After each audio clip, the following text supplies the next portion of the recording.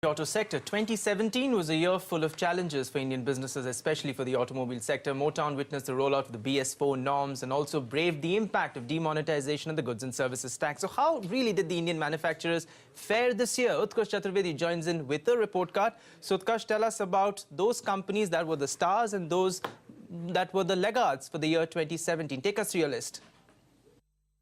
Speaking about two-wheelers in this presentation and the whole financial year, what we have been speaking about is how Honda is inching closer. So we really deep dived into the numbers and the kind of things we really got from this. One was that Honda is inching closer, gaining market share, but Hero's market share remains intact. So who's losing market share here? What we found out is that Bajaj has lost a lot of market share in this financial year. Now, let me take you through the numbers, first of all, in the whole domestic sales of two-wheelers. Now, you look at Hero MotoCorp. The market share remains the same, 36.56, 36.23. Honda Motor, on the other hand, is inching closer from 26.36 from 29.12. And if you see at Bajaj Auto, that is what I was telling you about. That's from 11.77, the whole market share is 9.89. Now, let's break this up into motorcycles and scooters. Then look at motorcycles. Hero MotoCorp retains the above 50% market share. In fact, has grown from 50.35 to 51.28. Bajaj Auto, on the other hand, from 18.6 has come down to 15.91. Now, that's a drop of somewhere around 2%. And that is what Honda has taken from 14.3 to 15.67.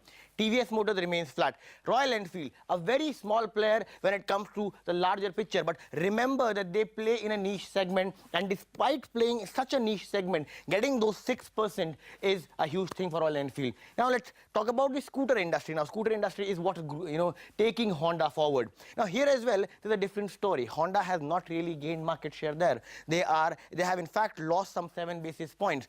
But the story here is that Hero MotoCorp, who started promisingly with the pleasure last financial year and had got some 14.73% market share, is down to 12.92. And who has gained here is the TVS Motors with its Jupiter, which is doing really well. So you can see the 13.93 market share is now 16.01.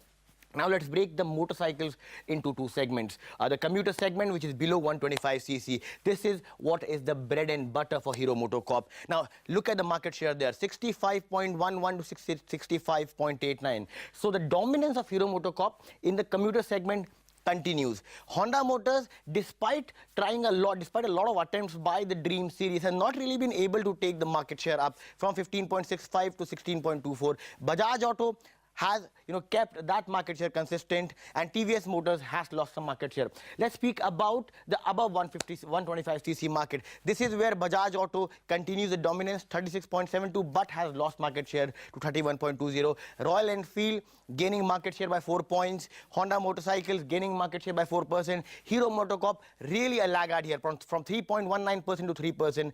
And now let's finally speak about the exports. Now the export market is also something which has been tracked closely, and Bajaj has been leading from the front. Now look at the numbers, 9.20 lakhs and a Y&Y growth of 10%. But the others are really catching up. So now look at TVS Motors there, 3.14 lakh, 29% increase.